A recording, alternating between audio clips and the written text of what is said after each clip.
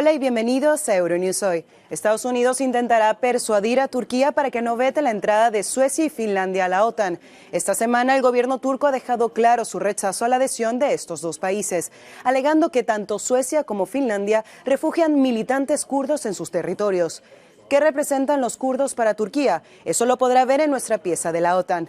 Y les traemos los últimos acontecimientos de la serie de Azovstal y también un reportaje de los rusos que han abandonado su país por oponerse a la guerra. En Rusia algunos los consideran traidores, mientras otros se preguntan si vale la pena o no dejar todo atrás y comenzar una vida nueva fuera de la Rusia de Vladimir Putin. Entre tanto, los ucranianos no decaen tras perder Azovstal. Las tropas siguen luchando ferozmente por liberar su país de las fuerzas enemigas, aunque tengan que destruir puentes para impedir el avance del ejército ruso, como pueden ver en estas imágenes. La guerra continúa y, según expertos, está lejos de terminar. Este jueves en Euronews Hoy les traemos más información de Europa y otras partes del mundo, como en España, donde Qatar invertirá más de 5.000 millones de dólares en nuevos acuerdos bilaterales. Comencemos ya con nuestros titulares. Estados Unidos confía en convencer a Turquía para que levante el veto para la entrada de Suecia y Finlandia en la OTAN.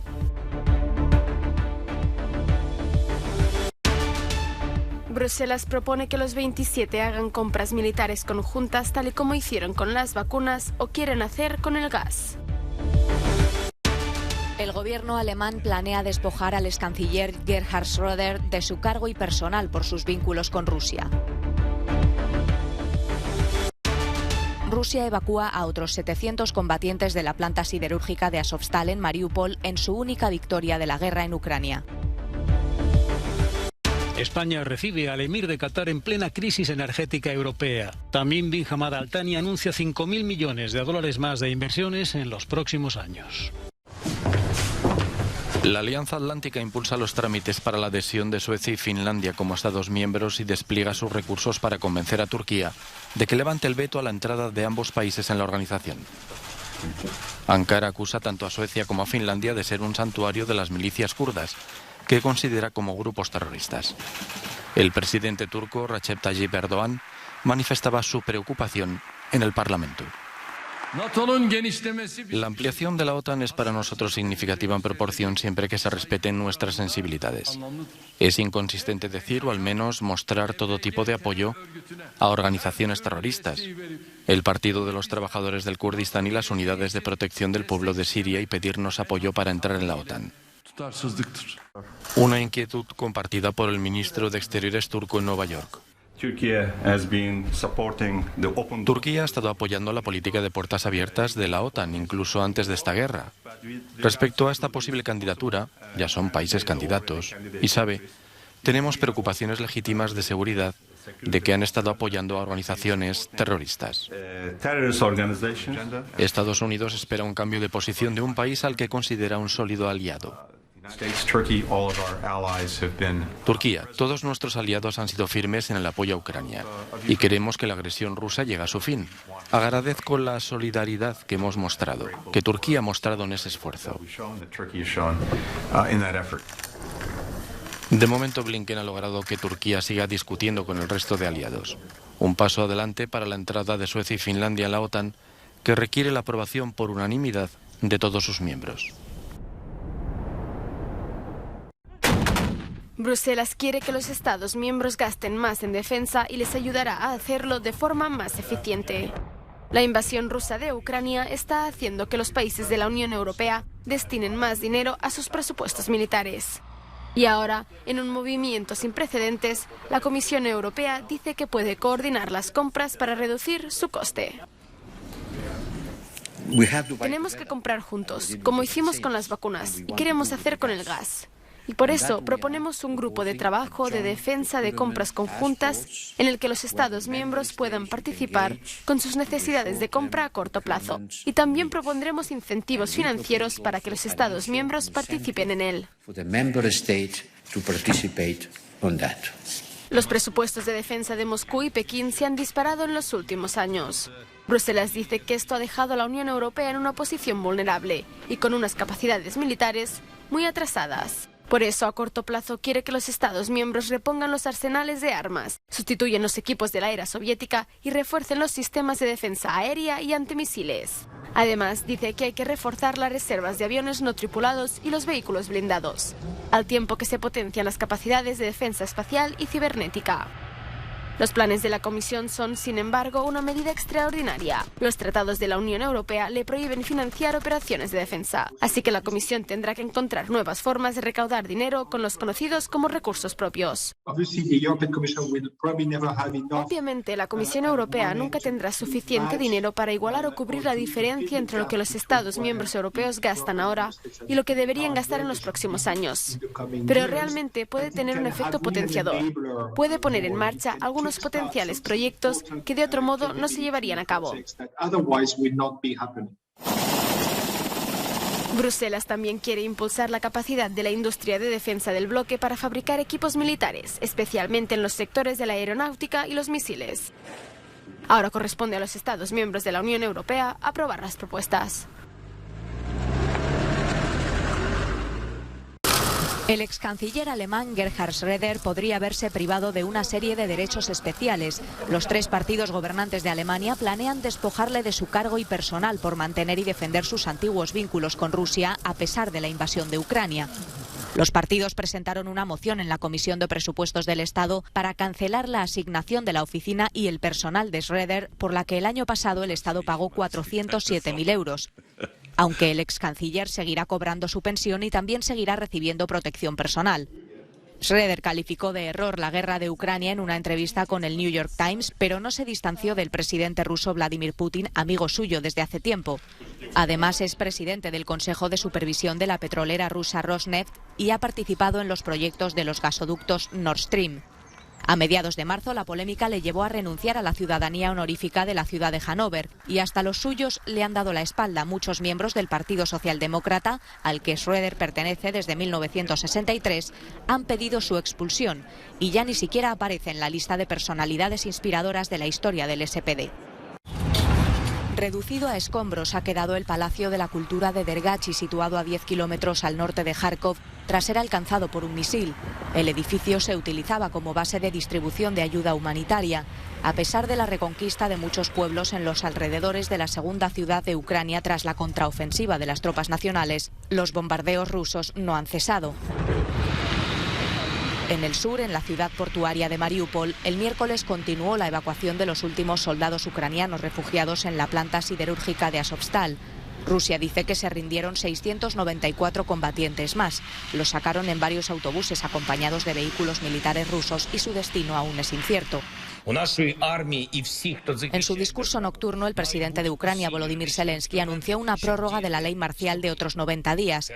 Dijo que el ejército y todos los que defienden el Estado deben tener todas las herramientas legales para actuar con calma y lanzó un mensaje de esperanza a las ciudades que están bajo ocupación temporal de que Ucrania volverá. En una señal de vuelta a la normalidad en Kiev, la Embajada de Estados Unidos reabrió sus puertas un mes después de que las fuerzas rusas abandonaran su intento de tomar la capital. En un comunicado, el secretario de Estado, Antony Blinken, dijo que su bandera ondea de nuevo sobre la embajada gracias a que el pueblo ucraniano defiende su patria contra la invasión desmedida de Rusia.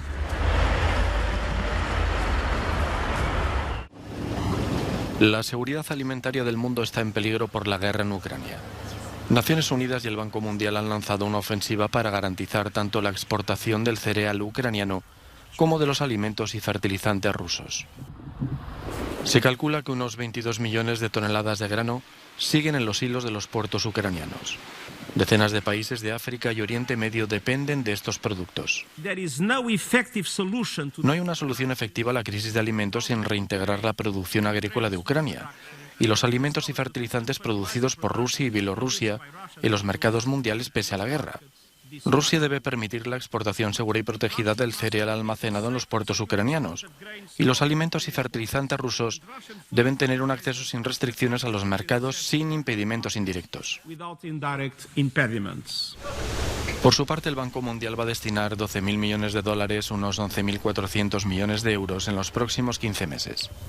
Se dedicarán a la agricultura, al suministro de agua, el riego y la protección social en los países más afectados. Esta es realmente una crisis que está en vías de ser peor en comparación con la crisis de precios de los alimentos de 2007 y 2008. Afecta a muchos hogares pobres. Ya vemos que la inseguridad alimentaria alcanza niveles muy altos. El apoyo se utilizará para proteger a los hogares pobres ampliando las redes de ayuda social. Se ayudará a los agricultores a estar preparados para la próxima siembra y también para garantizar que se eviten las restricciones a la exportación y que los alimentos y el comercio de alimentos se mantengan para evitar aumentos de precios. Naciones Unidas calcula que en 2 años el número de personas en situación de inseguridad alimentaria grave se ha doblado, pasando de los 135 millones antes de la pandemia a los 276 millones actuales. En 53 países del mundo viven personas que necesitan ayuda urgente para sobrevivir.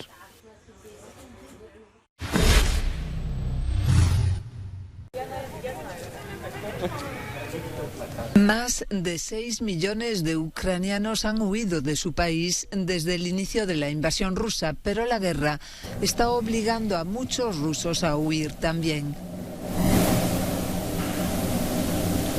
Entre ellos Lena, que ha encontrado refugio en Budapest y para retribuir a la comunidad es voluntaria en una guardería para niños ucranianos refugiados. Es productora y ha estudiado en Hungría, por lo que conoce bien Budapest. Tras el estallido de la guerra tomó su decisión casi inmediatamente. Condena abiertamente la invasión rusa, postura por la que muchos rusos la consideran una traidora.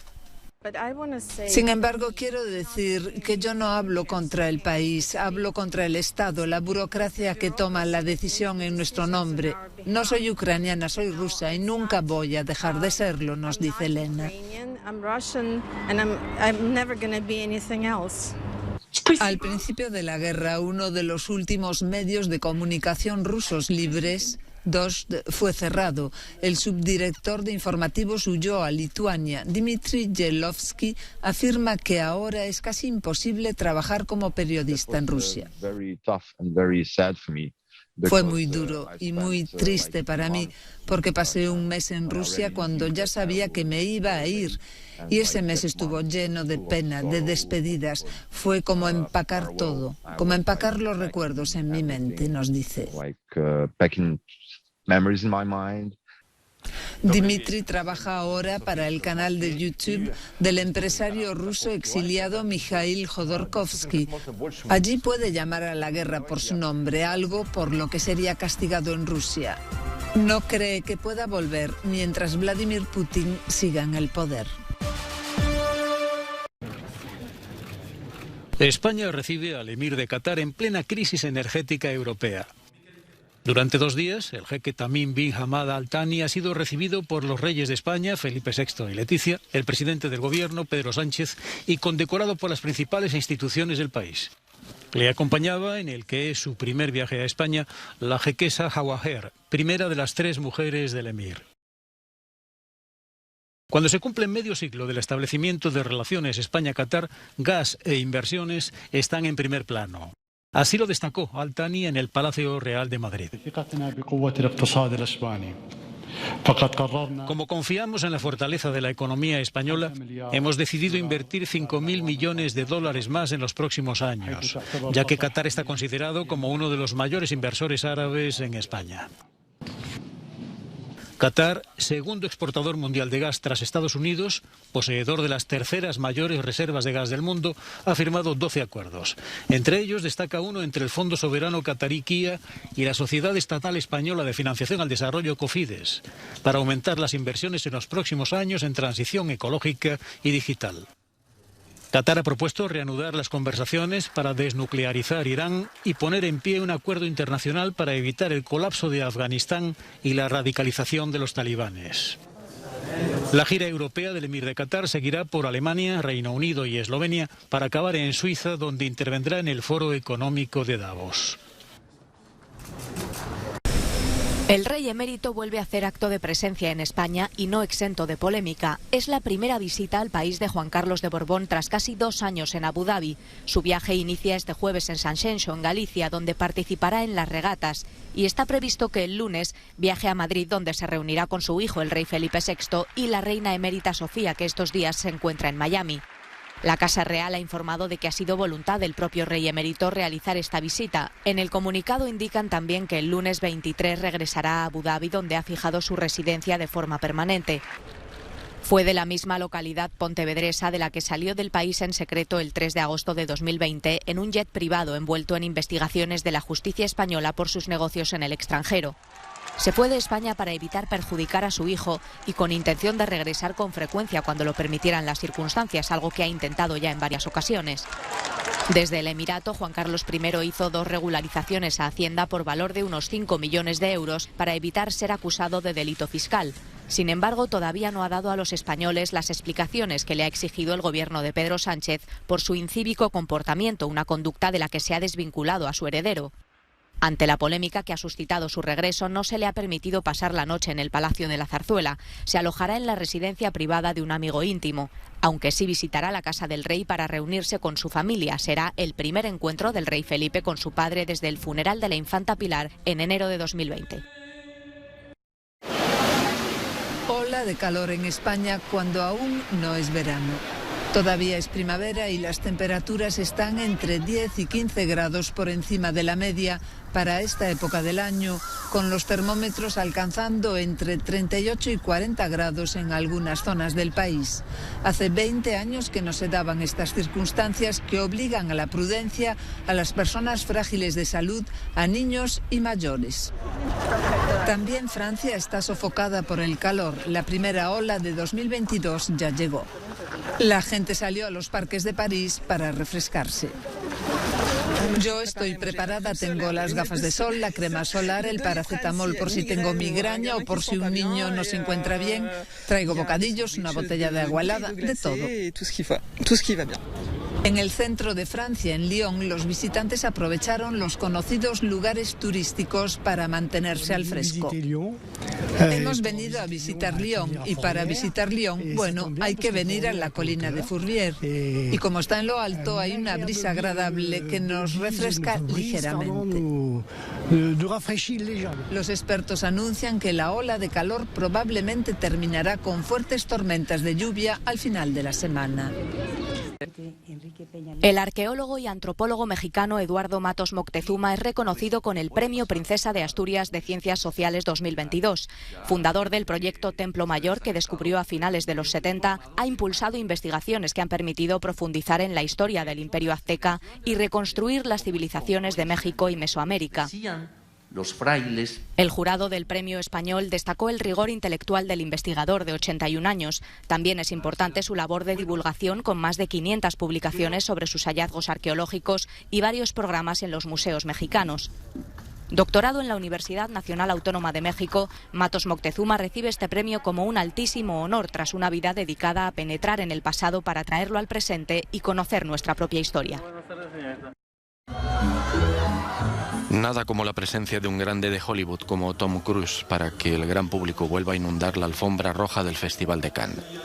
Llegó para el lanzamiento mundial de Top Gun Maverick, con la actriz Jennifer Connelly y el resto del equipo de la nueva entrega de la película, que llevó a la fama tanto al actor y al personaje, como a su mítica cazadora de aviador. Todo con el saludo desde el aire de la patrulla de Francia.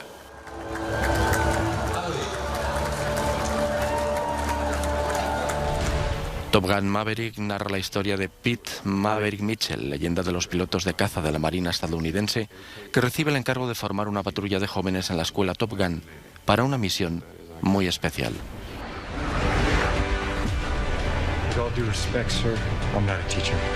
El Festival de Cannes es la gran muestra del abismo que separa, por un lado, superproducciones como Top Gun Maverick con Tom Cruise, quinta esencia de las estrellas de Hollywood, y por otro, películas con un presupuesto mucho más pequeño, del mundo entero y a menudo de gran calidad. La película belga Las 8 montañas, dirigida por Felix van Groeningen y Charlotte van der Merch, es la historia de una amistad y de destinos cruzados en los Alpes italianos.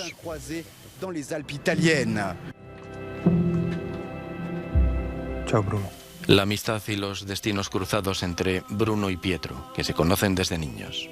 Uno anclado a sus montañas, el otro ansioso por lanzarse a descubrir el mundo. Guarda che c'è un mondo fuori da qui.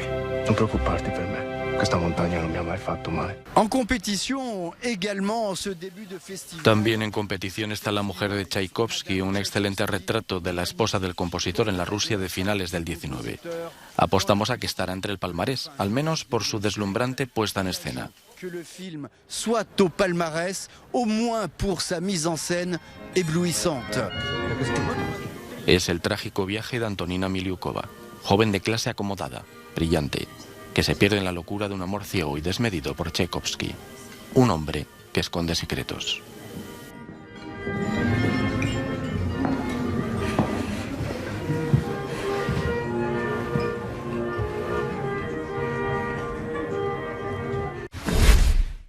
Hace bastante calor aquí en Europa, pero el Festival de Cannes hace que todo sea más llevadero. En nuestro No Comen del Día tenemos al actor Tom Cruise, que ha regresado a lo grande del festival para promocionar su nueva película y recibir la Palma de Oro honorífica por su larga trayectoria. Recuerden visitar nuestra página web y nuestras redes sociales para más información. Hasta la próxima.